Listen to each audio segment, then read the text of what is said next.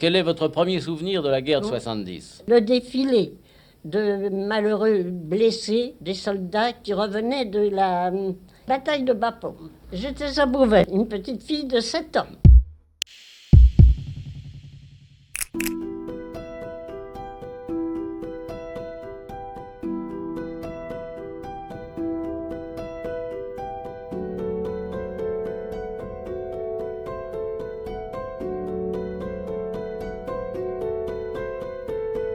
Et alors nous avons vu ces pauvres malheureux par un froid épouvantable.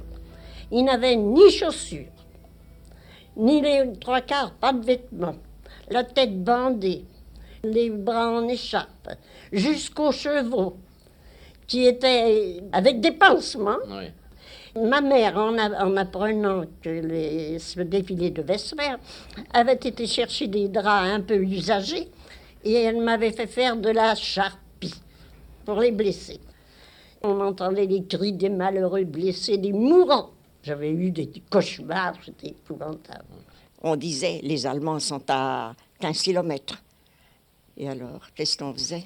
Des trous dans la cave pour enterrer l'argenterie. Mais ça nous amusait, les enfants. Les Boches sont venus, les Boches, il ne faut pas dire les Boches, les Prussiens, sont arrivés et ils ont tout de suite demandé à voir l'état civil. Mais maman lui a dit comme ça, vous n'entrerez pas, je vous défends. Et ils ont dit, on va prendre tous les hommes de bien, les chefs, on va les mettre tous dans votre logement du haut. Et dans le bas, on va mettre des soldats. Ils lui ont dit, vous n'aurez rien à manger du tout de la journée, vous n'aurez rien aujourd'hui, on vous privera du tout, on vous privera.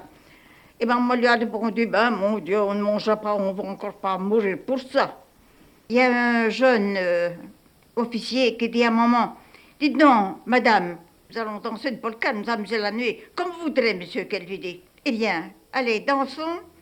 Elle est allée mettre des gros sabots qu'elle mettait à l'écurie. Elle lui a marché sur le pied, écrasé l'orteil, que le soldat est tombé en renverse comme ça, en criant « Oh, qu'elle m'a fait mal, qu'elle m'a fait mal !» Parce il me parlait tout de même français un peu.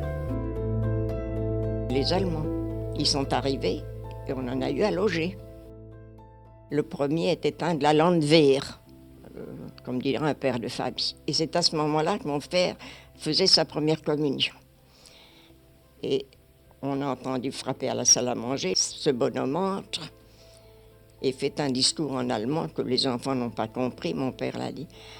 Je regrette d'être en trouble fête au milieu de votre cérémonie. Moi aussi, j'ai des enfants. J'aimerais mieux être chez moi. Pas tout le monde a pleuré.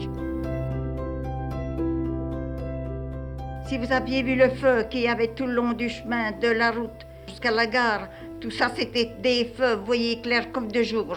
Et vers le matin, on a entendu le rappel, tous les soldats sont partis, sans bruit, sans rien du tout, en laissant, on ne peut pas dire que c'était sale, mais ça sentait mauvais, oh.